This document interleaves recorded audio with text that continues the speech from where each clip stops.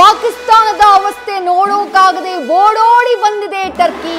ಪಾಕಿಸ್ತಾನದ ಮಿತ್ರ ರಾಷ್ಟ್ರ ಕರಾಚಿಯಲ್ಲಿ ಲ್ಯಾಂಡ್ ಆಗಿದೆ ಟರ್ಕಿಯ ಕಾರ್ಗೋ ಶಿಪ್ ಅನ್ನುವಂತ ಮಾಹಿತಿ ಲಭ್ಯವಾಗ್ತಾ ಇದೆ. ಭಾರತಕ್ಕೆ ನಂಬಿಕೆ ದ್ರೋಹ ಮಾಡಿ ಪಾಕ್ ಪರ ನಿಂತಿದೆ ಟರ್ಕಿ. ಆವತ್ತು 2023ರಲ್ಲಿ ಟರ್ಕಿಯಲ್ಲಿ ಭೂಕಂಪ ಸಂಭವಿಸಿದಂತಹ ಸಂದರ್ಭದಲ್ಲಿ 12 ಗಂಟೆಗಳ ಒಳಗಾಗಿ ಓಡೋಡಿ ಹೋಗಿದ್ದು ಭಾರತ ಸಹಾಯವನ್ನ ಮಾಡೋಕೆ. ರೈಟ್, ಮತ್ತಷ್ಟು ಅಪ್ಡೇಟ್. ಉಧಂಪುರ್ ಮತ್ತು ಜಮ್ಮುವಿನಲ್ಲಿ ಮತ್ತೆ ಹೈ ಅಲರ್ಟ್ ನ ಘೋಷಣೆಯಾಗಿದೆ. ಸೈರನ್ ಮೊಳಗ್ತಾ ಇದ್ದಂತೆ ಹೈ ಅಲರ್ಟ್ ನ ಘೋಷಣೆಯಾಗಿದೆ. ಮತ್ತೊಮ್ಮೆ ಪಾಕ್ ದಾಳಿಯ ಸಂಭವ ಇರುವಂತಹ ಹಿನ್ನೆಲೆಯಲ್ಲಿ 2 ಸ್ಥಳಗಳಲ್ಲಿ ಜನರನ್ನ ಎಚ್ಚರಿಸುವಂತಹ ಕೆಲಸವನ್ನ ಭದ್ರತಾ ಪಡೆ ಮಾಡಿದೆ. ಆಗಲೇ ಸುಮಾರು 35 ನಿಮಿಷಗಳ ಕಾಲ ಪಾಕಿಸ್ತಾನ ಮಿಸೈಲ್ ಹಾಗೆ ಡ್ರೋನ್ನ ಮೂಲಕ ದಾಳಿಯನ್ನ ಮಾಡುವಂತಹ ಕೆಲಸವನ್ನ ಮಾಡಿತು ಭಾರತದ ಮೇಲೆ ಜಮ್ಮು ಕಾಶ್ಮೀರದ ಭಾಗದಲ್ಲಿ. ಆದ್ರೆ ಅವರು ಕಳಿಸಿದಂತಹ ಅಷ್ಟೂ ಡ್ರೋನ್, ಅಷ್ಟೂ ಮಿಸೈಲ್ಗಳನ್ನ ಧ್ವಂಸ ಮಾಡುವಂತಹ, ಛಿದ್ರ ಮಾಡುವಂತಹ ಕೆಲಸವನ್ನ ಭಾರತದ ಏರ್ ಡಿಫೆನ್ಸ್ ಸಿಸ್ಟಮ್ ಮಾಡ್ತು. ಪಾಕಿಸ್ತಾನದಲ್ಲಿ ಏನೂ ಆಗಿಲ್ಲ ಅಂತ ನಾಟಕವಾಡುವಂತಹ ಕೆಲಸವನ್ನ ಪಾಕಿಸ್ತಾನದ ಚಾನೆಲ್ಗಳು ಮಾಡ್ತಾ ಇವೆ. ನ್ಯೂಸ್ ಚಾನೆಲ್ಗಳು ಬೃಹನ್ ನಾಟಕ, ಯುದ್ಧವೇ ಆಗಿಲ್ಲ, ನಮ್ಮ ಮೇಲೆ ಯಾವುದೇ ರೀತಿಯಾದಂತಹ ಅಟ್ಯಾಕ್ ಆಗಿಲ್ಲ ಅಂತ ಹೇಳ್ತಿವೆ. ಬಟ್ ದೃಶ್ಯಗಳಲ್ಲಿ ನೀವು ಗಮನಿಸಬೇಕು, ಪಾಕಿಸ್ತಾನದಲ್ಲಿ ಭಾರತ ಯಾವ ರೀತಿಯಾದಂತಹ ರಣಾರ್ಭಟವನ್ನ ಮಾಡ್ತಾ ಇದೆ ಅಂತ ಹೇಳಿ ಸಾಕ್ಷಿ ಇದೆ. ಭಾರತ ಪಾಕಿಸ್ತಾನದ ಮೇಲೆ ಮಾಡಿದಂತಹ ದಾಳಿಗೆ ಒಂದಲ್ಲ ಎರಡಲ್ಲ 12ಕ್ಕೂ ಹೆಚ್ಚು ನಗರ, ಕರಾಚಿ ಒಂದರಲ್ಲೇ 16 ಜಾಗಗಳಲ್ಲಿ ಅಟ್ಯಾಕ್ ಮಾಡಿರುವಂತಹ ಮಾಹಿತಿ ಇದೆ. ಭಾರತ ಮಾಡಿರುವಂತಹ ದಾಳಿಗೆ ಪಾಕಿಸ್ತಾನ ಅಕ್ಷರಶಃ ಗಲಿಬಿಲಿಗೊಳಗಾಗಿದೆ. ಏನು ಮಾಡಬೇಕು ಅನ್ನೋದೇ ಅರ್ಥ ಆಗ್ತಾ ಇಲ್ಲ ಪಾಕಿಸ್ತಾನಕ್ಕೆ. ಅಂತಹ ದಾಳಿ ಕೇವಲ ಭೂಸೇನೆಯ ಮೂಲಕ ನಡೀತಾ ಇರುವಂತಹ ದಾಳಿಯಲ್ಲ, ಸಮುದ್ರದಲ್ಲಿ ಭಾರತದ ರಣವಿಕ್ರಮ INS ವಿಕ್ರಾಂತ್ ಮೂಲಕ ದಾಳಿ ಆಗ್ತಾ ಇದೆ. ಭಾರತದ ರಣಾರ್ಭಟ ಮತ್ತೊಂದು ಕಡೆ ಪಾಕಿಸ್ತಾನ ವಿಲವಿಲ. ಪಾಕಿಸ್ತಾನಗಳ ಮೇಲೆ, ಪಾಕಿಸ್ತಾನದ ನಗರಗಳನ್ನ ಗುರಿಯಾಗಿಸಿ ಮಿಸೈಲ್ಗಳನ್ನ ದಾಳಿ ಮಾಡಿದೆ ಭಾರತ. ಅವರು ದಾಳಿ ಮಾಡಿದ್ದಕ್ಕೆ ಪ್ರತೀಕಾರವಾಗಿ ಭಾರತ ತಾನಾಗಿ ಶುರು ಮಾಡಿದಂತಹ ಅಟ್ಯಾಕ್ ಅಲ್ಲ ಇದು. ಪಾಕಿಸ್ತಾನ ಸಂಜೆಯಾಗ್ತಾ ಇದ್ದ ಹಾಗೆ ಮೇಲೆ ಭಾರತದ ಗಡಿ ಪ್ರದೇಶದಲ್ಲಿರುವಂತಹ ರಾಜ್ಯಗಳ ಮೇಲೆ ನಾಗರಿಕರನ್ನ ಗುರಿಯಾಗಿಸಿ ಮಿಸೈಲ್ಗಳ ಮೂಲಕ, ಡ್ರೋನ್ಗಳ ಮೂಲಕ ಅಟ್ಯಾಕ್ ಮಾಡಿತು. 60ಕ್ಕೂ ಹೆಚ್ಚು ಡ್ರೋನ್ಗಳು, 50ಕ್ಕೂ ಹೆಚ್ಚು ಮಿಸೈಲ್ಗಳ ಬಳಕೆಯಾಗಿದೆ ಪಾಕಿಸ್ತಾನದ ಕಡೆಯಿಂದ. ಆದರೆ ಭಾರತದ ಸುದರ್ಶನ ಚಕ್ರದಂತಹ ಏರ್ ಡಿಫೆನ್ಸ್ ಸಿಸ್ಟಮ್ ಅವೆಲ್ಲವನ್ನ ಕೂಡ ನ್ಯೂಟ್ರಲೈಸ್ ಮಾಡಿದೆ. ಅವೆಲ್ಲವನ್ನ ಕೂಡ ಟಾರ್ಗೆಟ್ ರೀಚ್ ಆಗೋದ್ರ ಒಳಗೆ ಛಿದ್ರ ಮಾಡುವಂತಹ ಕೆಲಸ ಮಾಡಿದೆ. ಹಾಗಂತ ಭಾರತ ಪಾಕ್ ಕಡೆಯಿಂದ ಬಂದಂತಹ ಡ್ರೋನ್ಗಳನ್ನ, ಮಿಸೈಲ್ಗಳನ್ನ ಹೊಡೆದುರುಳಿಸಿ ಸುಮ್ಮನಾಗಿಲ್ಲ. ಇಲ್ಲಿ ಕೆಲಸ ಮುಗಿಯಿತು ಅಂತ ಹೇಳಿ ಸುಮ್ಮನಾಗಿಲ್ಲ ಭಾರತದ ಸೇನೆ. ದಾಳಿಯಾಗ್ತಾ ಇದ್ದ ಹಾಗೆ ಅದಕ್ಕೆ ತಕ್ಕ ಉತ್ತರವನ್ನ ಕೊಡಬೇಕಲ್ಲ, ಕೆಡಕಿದವರಿಗೆ ತಿರುಗೇಟು ಕೊಡುವಂತಹ ಕೆಲಸವನ್ನ ಮಾಡಬೇಕಲ್ಲ, ಅದನ್ನ ಭಾರತ ಮಾಡ್ತಾ ಇದೆ. ಭಾರತ ಪ್ರತಿ ದಾಳಿಗಿಳಿತಾ ಇದ್ದ ಹಾಗೆ, ಭಾರತೀಯ ಸೇನೆ ಆಕ್ಷನ್ ಗಿಳಿತಾ ಇದ್ದ ಹಾಗೆ, ಮಿಸೈಲ್ ದಾಳಿಗೆ ಪ್ರತಿಯಾಗಿ ಮಿಸೈಲ್ ದಾಳಿ ಮಾಡ್ತಾ ಇದ್ದ ಹಾಗೆ ಪಾಕಿಸ್ತಾನ ಅಕ್ಷರಶಃ ಪತರಗುಟ್ಟು ಹೋಗಿದೆ.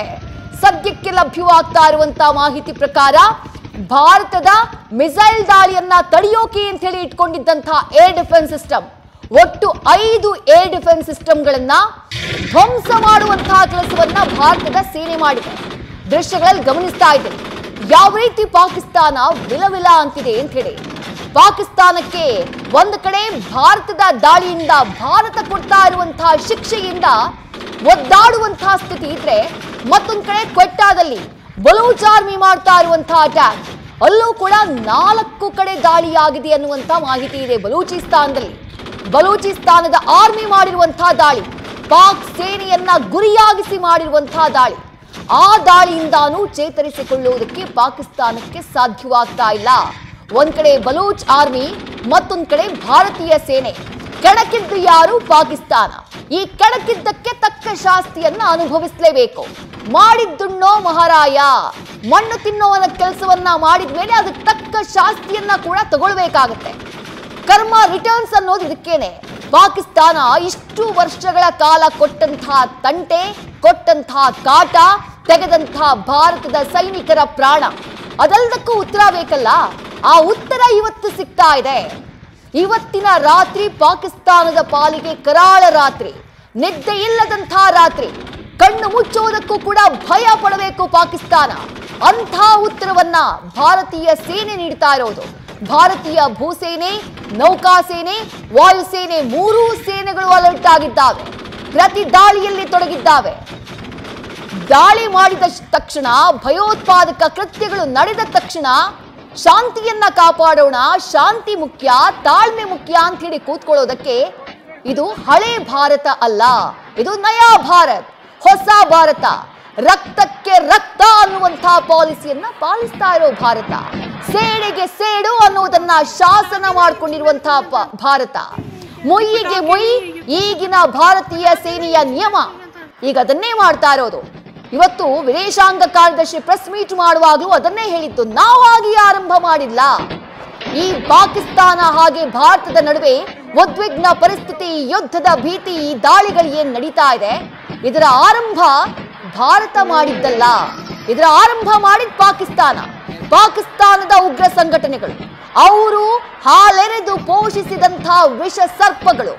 ಪಹಲ್ಗಾಮ್ನಲ್ಲಿ ಏಪ್ರಿಲ್ 22ನೇ ತಾರೀಕು ಅವರು ಮಾಡಿದ ದಾಳಿಗೆ ಪ್ರತಿಯಾಗಿ ನಡೆದಂತಹ ದಾಳಿ ಇದು. ಅವರು ಮಾಡಿದ ದಾಳಿಗೆ ಪ್ರತ್ಯುತ್ತರವಾಗಿ ಭಾರತ ಮಾಡಿದಂತಹ ರೆಸ್ಪಾನ್ಸ್ ಇದು. Right to respond. ಪಾಕಿಸ್ತಾನ ಪಹಲ್ಗಾಮ್ನಲ್ಲಿ ಮಾಡಿದಂತಹ ನರಮೇಧಕ್ಕೆ ರೈಟ್ ಟು ರೆಸ್ಪಾಂಡ್, ಆ ಹಕ್ಕಿದೆಯಲ್ಲ ಭಾರತಕ್ಕೆ ಪ್ರತಿಕ್ರಿಯೆಯನ್ನ ಕೊಡೋದಕ್ಕೆ. 13 ದಿನಗಳ ಕಾಲ ಕಾದು ಆಪರೇಷನ್ ಸಿಂಧೂರ್ ಕಾರ್ಯಾಚರಣೆಯನ್ನ ಮಾಡಿತು ಭಾರತ. ಆದ್ರೆ ಭಾರತ ಎಲ್ಲೂ ಕೂಡ ಪಾಕಿಸ್ತಾನ ಸೇನೆಯನ್ನ ಗುರಿಯಾಗಿಸಿರಲಿಲ್ಲ, ಪಾಕಿಸ್ತಾನದ ನಾಗರಿಕರನ್ನ ಗುರಿಯಾಗಿಸಿರಲಿಲ್ಲ. ಆದ್ರೆ ಭಾರತ ಭಾರತ ಉಗ್ರರ ನೆಲೆಗಳನ್ನ ಧ್ವಂಸ ಮಾಡ್ತಾ ಇದ್ದ ಹಾಗೆ ರೊಚ್ಚೆಗೆದ್ದಂತಹ ಪಾಕಿಸ್ತಾನ ಮಾಡಿದ್ದೇನು? ನಿನ್ನೆ ಮಧ್ಯರಾತ್ರಿ, ಹಾಗೆ ನಿನ್ನೆ ನಸುಕಿನ ಜಾವ ಭಾರತದ ಗಡಿ ಭಾಗದಲ್ಲಿರುವಂತಹ ರಾಜ್ಯಗಳು ಪಂಜಾಬ್, ಗುಜರಾತ್, ರಾಜಸ್ಥಾನ್, ಜಮ್ಮು ಕಾಶ್ಮೀರ್, ಈ ಭಾಗದಲ್ಲಿ ನಾಗರಿಕರ ನೆಲೆಗಳನ್ನ ಗುರಿಯಾಗಿಸಿ ದಾಳಿ ಮಾಡುವಂತಹ ಕೆಲಸ ಮಾಡಿದ್ರು, ನಾಗರಿಕರ ಮೇಲೆ ಅಟ್ಯಾಕ್ ಮಾಡುವಂತಹ ಕೆಲಸವನ್ನ ಮಾಡಿದ್ರು. ಆ ಮಿಸೈಲ್ಗಳನ್ನ ಕಳುಹಿಸಿದ್ರು. ಗಡಿನಲ್ಲಿ 16 ಜನ ಅಮಾಯಕರ ಪ್ರಾಣ ತೆಗೆದ್ರು ಶೆಲ್ ದಾಳಿಯ ಮೂಲಕ. ಮಿಸೈಲ್ ಡ್ರೋನ್ಗಳನ್ನ. ನ್ಯೂಸ್ ಫಸ್ಟ್, ನಿರ್ಭೀತಿಯಿಂದ ನಿಮ್ಮ ಪರವಾಗಿ.